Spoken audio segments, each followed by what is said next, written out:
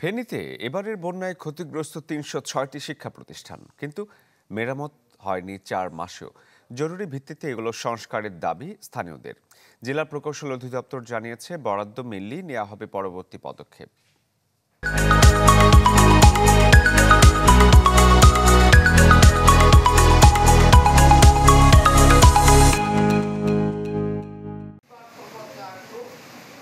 ফেনীর ফুলগাজীর গঙ্গাধর মজুমদার হাট উচ্চ বিদ্যালয়ে চলছে পাঠদান।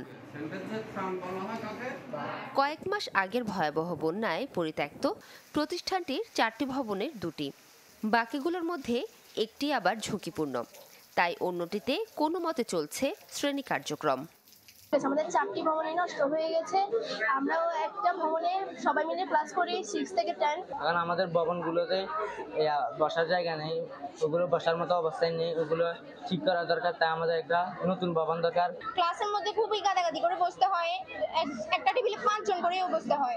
বানের পানিতে গঙ্গাধর স্কুলের মতো অবস্থা এতটা খারাপ না হলেও মেরামত জরুরি আলী আজম স্কুল অ্যান্ড কলেজের। আগস্টে ভারতের ঢলে কম বেশি ক্ষয়ক্ষতি হয়েছে এই জনপদের 3 শতাধিক শিক্ষা প্রতিষ্ঠানের।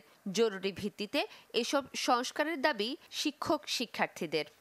ভয়াবহ বন্যার কারণে আমাদের এই ভবনটার নিচতলায় পাশে পুকুর সমস্ত মাটি সরে গেছে, ভবনটা বিভিন্ন জায়গাতে ফাটল ধরে গেছে।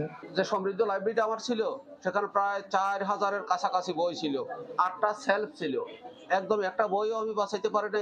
জেলা প্রকৌশল অধিদপ্তর জানিয়েছে, ক্ষতিগ্রস্ত প্রতিষ্ঠানগুলোর পরিস্থিতি জানানো হয়েছে ঊর্ধ্বতন কর্তৃপক্ষকে। বরাদ্দ মিললেই নেওয়া হবে পরবর্তী পদক্ষেপ। এখন সব মোট ক্ষতি আমাদের এই পর্যন্ত 2 বিভাগ মিলে 29,89,00,000 টাকা আমরা নিরূপণ করেছি এবং নিরূপণকৃত ক্ষয়ক্ষতির বিবরণ আমরা ঊর্ধ্বতন কর্তৃপক্ষের নিকট প্রেরণ করেছি।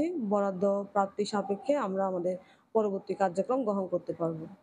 প্রতিষ্ঠানগুলো দ্রুত মেরামতে শিগগিরই প্রয়োজনীয় পদক্ষেপ নেবেন সংশ্লিষ্টরা, এমন আশা শিক্ষক শিক্ষার্থীদের।